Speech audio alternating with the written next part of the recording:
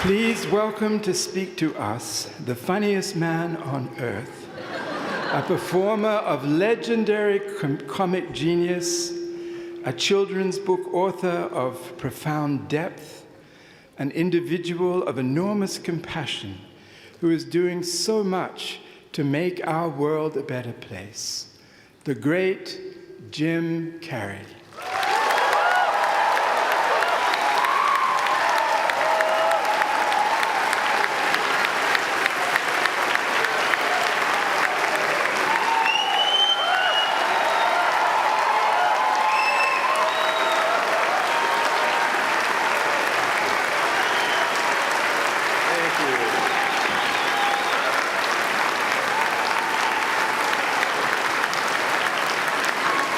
What are you sitting down for? I was going to milk that for a while. You guys can stretch that out in post, right? You can make that longer in the edit. Thank you, Bevan. Thank you all. Jai Guru Dev.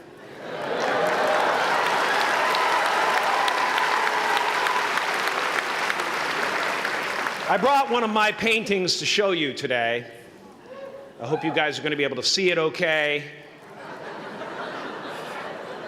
It's not one of my bigger pieces, so you might want to move down front. Get a good look at it.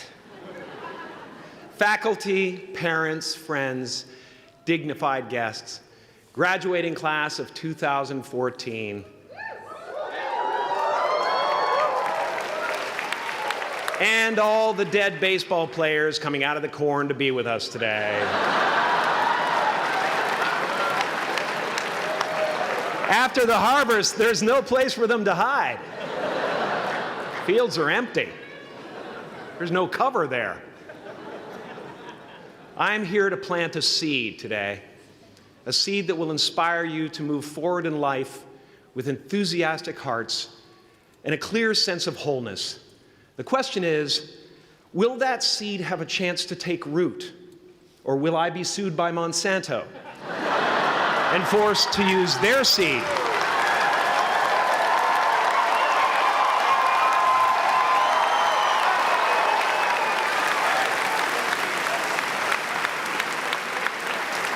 Which may not be totally Ayurvedic. Excuse me if I seem a little bit low energy today, whatever this is. I slept with my head to the north last night. Oh man! Oh man! You know how that is, right, kids? Yeah. Woke up right in the middle of Pitta, couldn't get back to sleep till Vata rolled around. Crazy.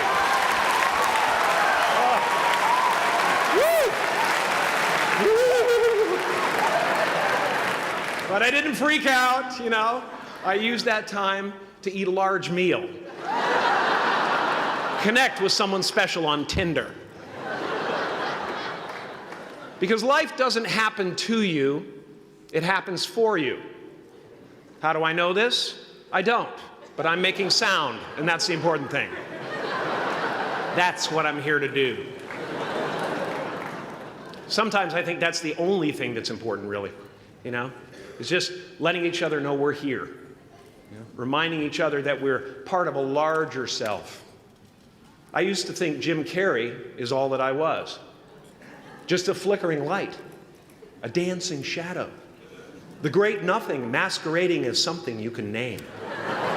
Seeking shelter in caves and foxholes dug out hastily, an archer searching for his target in the mirror, wounded only by my own arrows, begging to be enslaved, pleading for my chains, blinded by longing and tripping over paradise.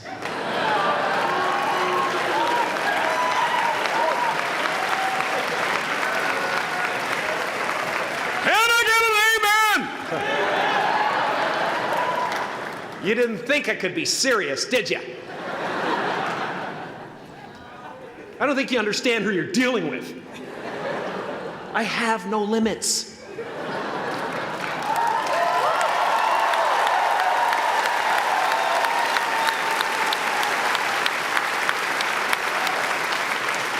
I cannot be contained because I'm the container. You can't contain the container, man. You can't contain the container.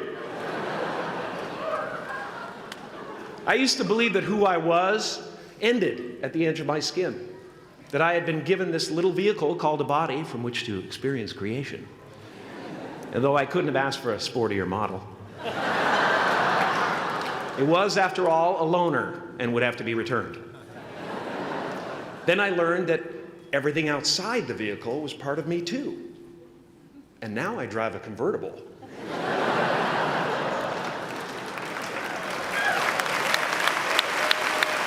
Yeah, man.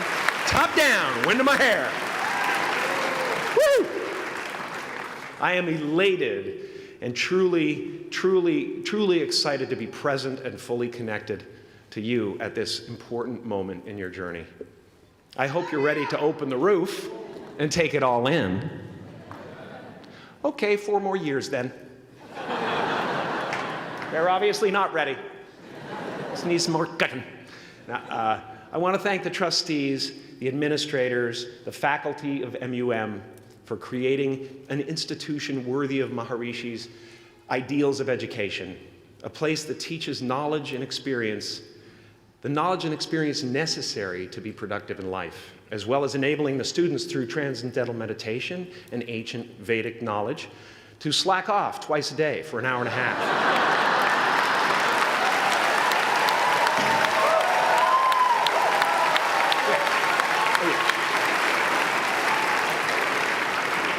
Don't think you're fooling me. But I guess it has some benefits. It does allow you to separate who you truly are and what's real from the stories that run through your head.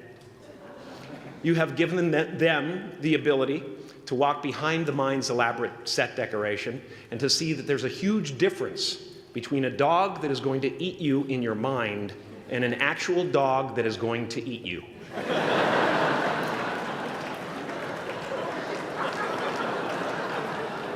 That may sound like no big deal, but many never learn that distinction. And they spend a great deal of their lives living in fight or flight response. I'd like to acknowledge all of you wonderful parents. Way to go. What a fantastic job you've done. For your tireless dedication, your love, your support, most of all, for the attention that you paid to your children. I have a saying, beware the unloved, because they will eventually hurt themselves or me. But when I look at this group here, you know, I feel really safe. I do. I'm just going to say it. My room is not locked. My room is not locked. No doubt some of you will turn out to be crooks. But white-collar stuff, you know, Wall Street, that type of thing, you know, crimes committed by people with self-esteem. Stuff parents can still be proud of in a weird way. And to the graduating class of 2017, -3, you didn't let me finish. Congratulations. Yes, give yourself a round of applause, please. Please.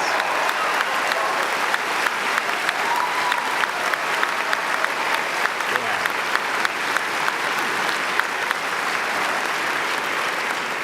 You are the vanguard of knowledge and consciousness, a new wave in a vast ocean of possibilities.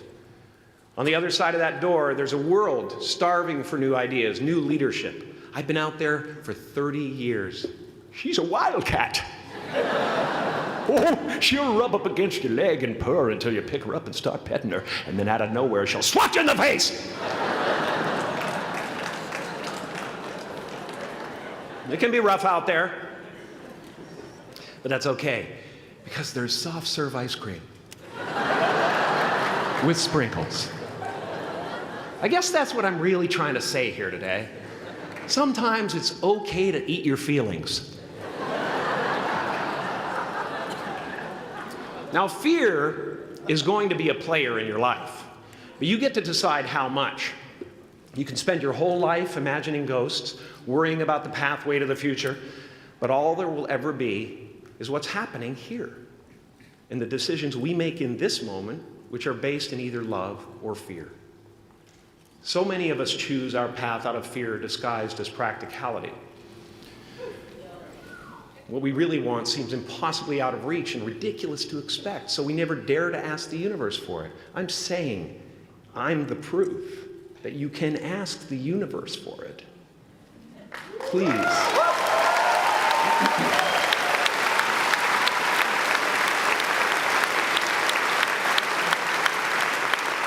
And if it doesn't happen for you right away, it's only because the universe is so busy fulfilling my order.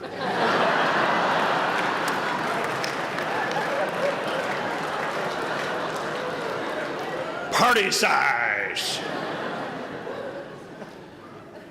My father could have been a great comedian, but he didn't believe that that was possible for him. And so he made a conservative choice. Instead, he got a safe job as an accountant. And when I was 12 years old, he was let go from that safe job. And our family had to do whatever we could to survive. I learned many great lessons from my father, not the least of which was that you can fail at what you don't want. So you might as well take a chance on doing what you love.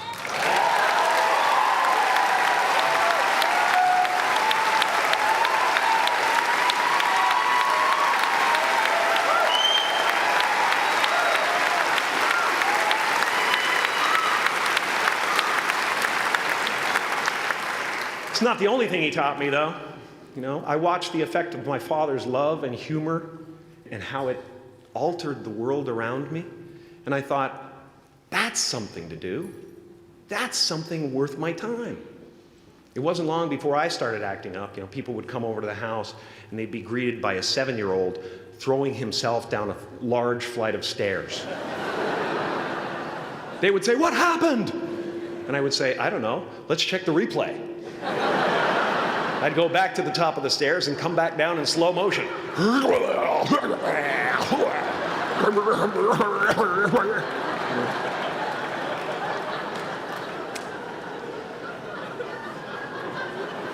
It was a very strange household. My father used to brag that I wasn't a ham, I was the whole pig. And he treated my talent as if it was his second chance. When I was about 28, after a decade as a professional comedian, I realized one night in LA that the purpose of my life had always been to free people from concern, just like my dad. And when I realized this, I dubbed my new devotion the Church of Freedom from Concern. The Church of FFC.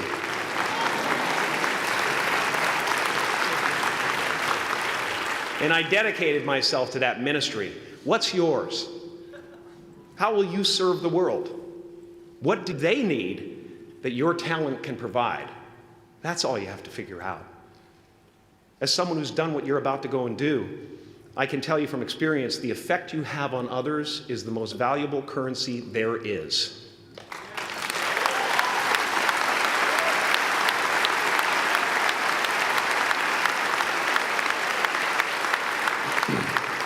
Because everything you gain in life will rot and fall apart, and all that will be left of you is what was in your heart. My choosing to free people,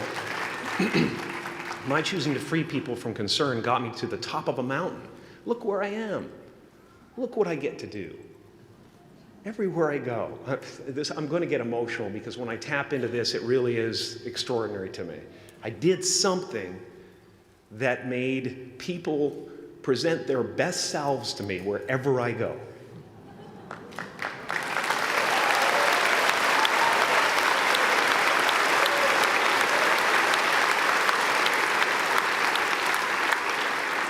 I am at the top of the mountain, and I was, and the only one I hadn't freed was myself, and that's when my search for identity deepened. I wondered who I'd be without my fame. Who would I be if I said things that people didn't want to hear? Or if I defied their expectations of me? What if I showed up to the party without my Mardi Gras mask and refused to flash my breasts for a handful of beads? I'll give you a moment to wipe that image out of your mind. But you guys are so ahead of the game. You already know who you are.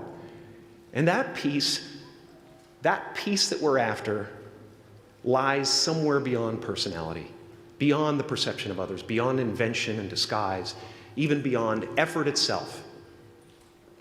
You can join the game, fight the wars, play with form all you want, but to find real peace, you have to let the armor go.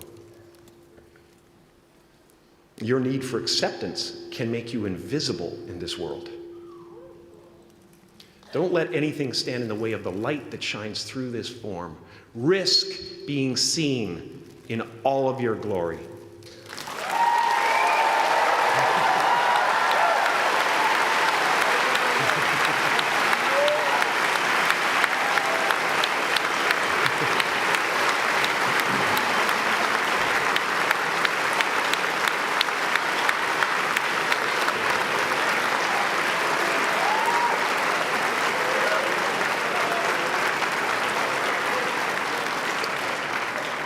It's not big enough. This painting is big for a reason. It's called high visibility. It's about picking up the light and daring to be seen. Here's the tricky part. Everyone is attracted to the light. The party host up at the top, who thinks unconsciousness is bliss and is always offering to drink from the bottles that empty you. Misery below her. Despises the light, can't stand when you're doing well, wishes you nothing but the worst. The Queen of Diamonds, under him, needs a king to build her house of cards.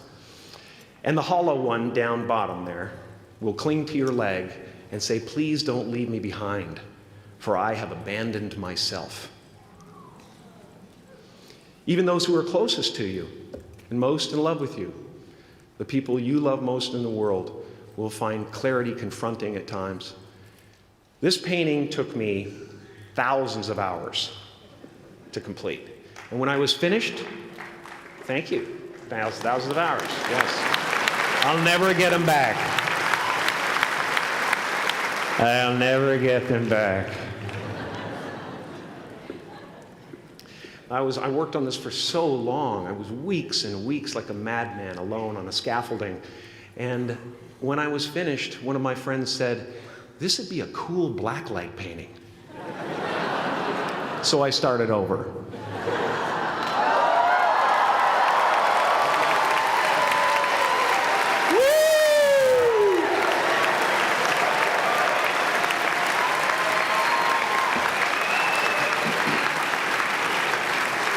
Welcome to Burning Man. Some pretty crazy characters up there, but better up there than in here. You know, painting is one of the ways, thank you. Painting is one of the ways I free myself from concern, a way to stop the world through total mental, spiritual, and physical involvement. But even with that comes a feeling of divine dissatisfaction, because ultimately, we're not the avatars we create. We're not the pictures on the film stock. We are the light that shines through. All else is just smoke and mirrors, distracting, but not truly compelling. I've often said that I wished people could realize all their dreams and wealth and fame, and so that they could see that it's not where you're going to find your sense of completion. Like many of you, I was concerned about going out into the world and doing something bigger than myself, until someone smarter than myself made me realize that there is nothing bigger than myself.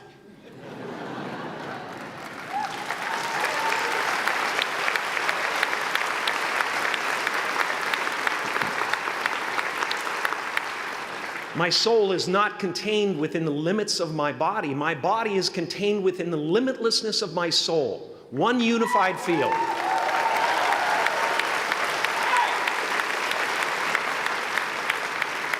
One unified field of nothing, dancing for no particular reason, except maybe to comfort and entertain itself.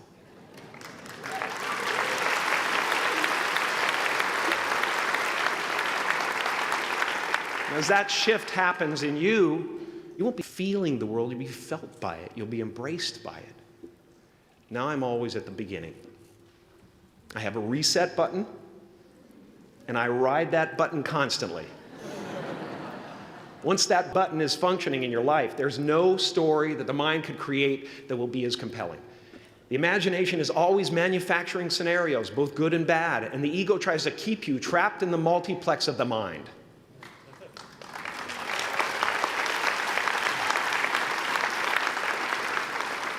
Our eyes are not viewers, they're also projectors that are running a second story over the picture that we see in front of us all the time. Fear is writing that script, and the working title is, I'll Never Be Enough.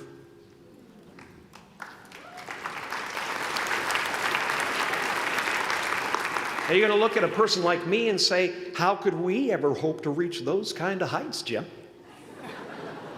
How can we make a painting that's too big for our home? How do you fly so high without a special breathing apparatus? This is the voice of the ego. And if you listen to it, there will always be someone who's doing better than you. No matter what you gain, ego will not let you rest. It will tell you that you cannot stop until you've left an indelible mark on the earth, until you've achieved immortality. How tricky is this ego that it would tempt us with the promise of something we already possess?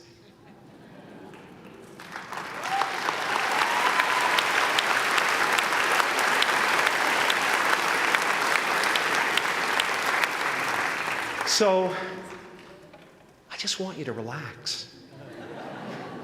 You know, that's my job. Relax and dream up a good life.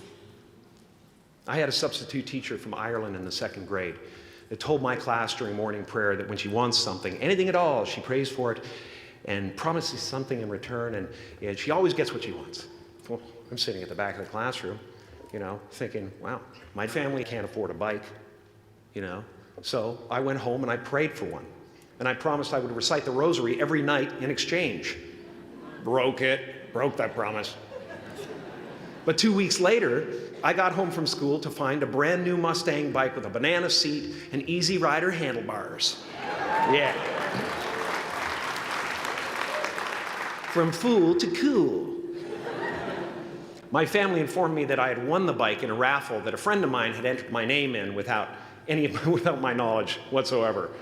So that type of thing has been happening to me ever since. As far as I can tell, it's just about letting the universe know what you want and working toward it while letting go of how it comes to pass.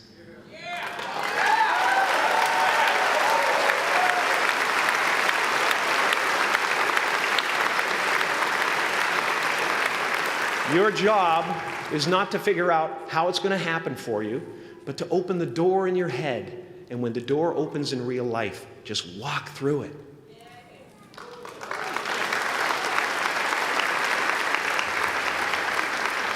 And don't worry if you miss your cue, because there's always doors opening. They keep opening. And when I say life doesn't happen to you, it happens for you, I really don't know if that's true. I'm just making a conscious choice to perceive challenges as something beneficial so that I can deal with them in the most productive way. You'll come up with your own style. That's part of the fun. Oh, and why not take a chance on faith as well?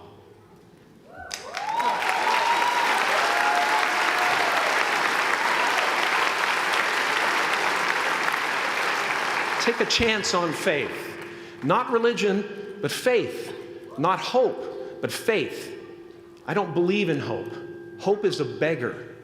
Hope walks through the fire, and faith leaps over it.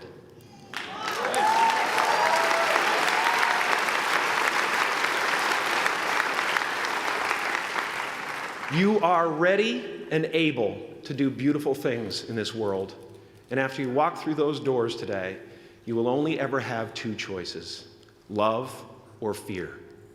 Choose love, and don't ever let fear turn you against your playful heart. Thank you so much. Thank you, Udell. I'm so honored. Thank you.